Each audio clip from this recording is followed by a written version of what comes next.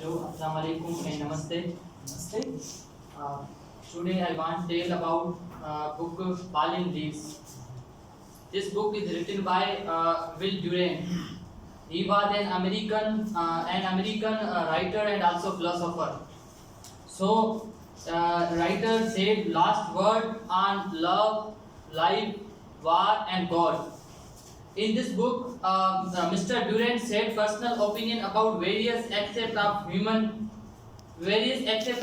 life, from love to life, war to democracy, and education to religion, in which include God.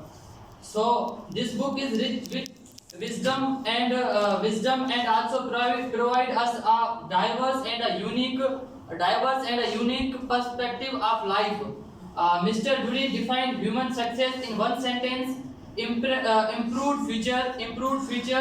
Without ever sounding in our days, things used to be better. Thank you. Alright, this is quite energetic.